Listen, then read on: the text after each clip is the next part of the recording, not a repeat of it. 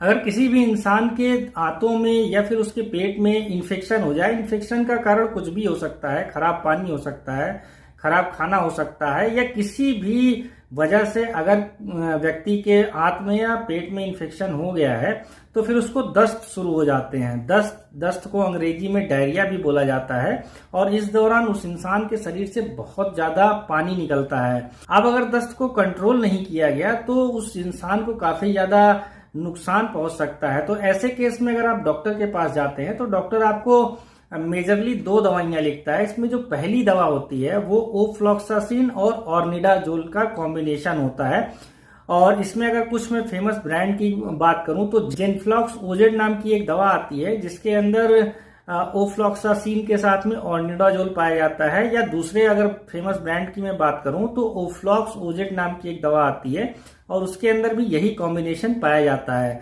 तो इस दवा को दिन में 2 बार लेना होता है। आप खाने के साथ भी ले सकते हैं, खाने के बाद भी ले सकते हैं।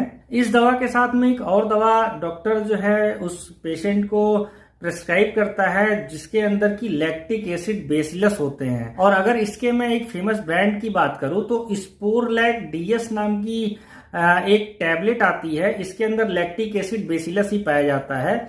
इसको दिन में 3 बार दिया जाता है। तो इन दोनों दवाओं का कॉम्बिनेशन जो है उस पेशेंट को लिखा जाता है। ये जो दोनों दवाएं हैं ये लगभग 5 दिन प्रेस्क्राइब की जाती हैं उस पेशेंट को, और रेगुलर जब वो इस दवा का इस्तेमाल करता है तो पेशेंट को दस्त में बहुत ज्यादा आराम देखने को मिलता है। कुछ केसेस में जहां पर दस्त बहुत ज्यादा हो रहे हैं, बहुत ज्यादा पतली लैट्रिन हो रही है, वहां पर इंस्टेंट रिलीफ के लिए लोपेरामाइड की टैबलेट जो है पेशेंट को डॉक्टर लिखता है।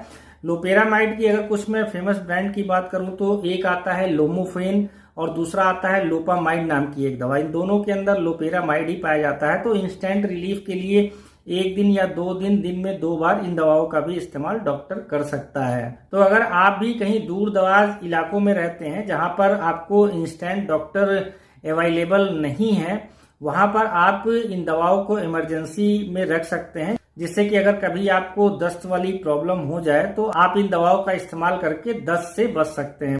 इसी तरीके की और अधिक इंटरेस्टिंग जानकारी पाने के लिए फॉलो करते रहिए नवनीत बायोलॉजी क्लासेस।